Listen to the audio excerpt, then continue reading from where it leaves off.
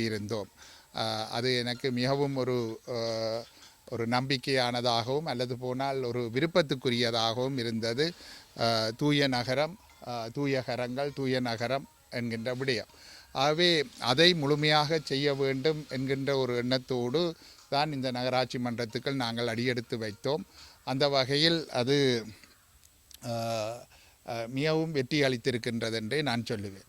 என்னை பொறுத்தவரையில் எங்களுடைய சாவச்சேரி நகராட்சி மன்றத்துக்கு மற்ற இடங்களில், அதாவது உள்ளூராட்சி அலுவலகங்களில் மட்டுமல்ல, ஆளுநர் வரையும் ஒரு நல்ல அபிப்பிராயம் இருக்கின்றது. ஏனென்றால் தவிசாளரை பற்றியும் அவர்களுக்கு தெரியும், சபை என்ன செய்து கொண்டிருக்கின்றது என்பதையும் தெரியும்.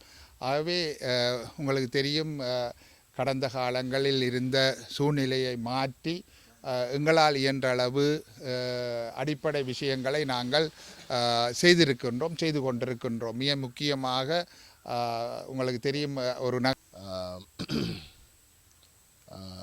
ஸ்ரீபிரகாஷ் அண்ணன் நான் அந்த தேசியம் சார்ந்த விடயங்களை உங்களிடம் பகிர்ந்து கொள்வேன் என்று சொல்லியிருந்தார். தமிழ் தேசியம் சார்ந்த விடயங்களை பகிர்ந்து கொள்கின்ற பொழுது இப்பொழுது பிரதானமாக இந்த தேசிய மக்கள் சக்தி அரசாங்கம் ஆட்சிக்கு வந்ததுக்கு பிற்பாடு தமிழ் தேசியத்தை பற்றியோ தமிழர்களை பற்றி குறிப்பாக பேசினால்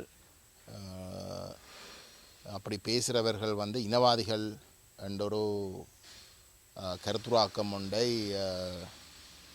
செய்வது அவதானிக்கக்கூடியதாக இருந்திருக்கு. உண்மையிலே தமிழ் தேசியவாதம் என்றது இனவாதம் அல்ல. எங்களை எடுத்துக்கொண்டால் இப்போ நான் தனிப்பட்ட முறையிலே உங்களுக்கு தெரியும், நான் கொழும்பில் பிறந்த வளர்ந்தவன். என்னுடைய மிக நெருங்கின நண்பர்கள், நான் சொல்லுவேன் பெரும்பான்மை சிங்கள மக்கள். என்னை 4 மாதத்திலிருந்து வளர்த்த உதவி என் அம்மாவுக்கு உதவியாக இருந்து எங்களுடைய ஒரு குடும்பத்தவர்களாக நாங்கள் மதித்து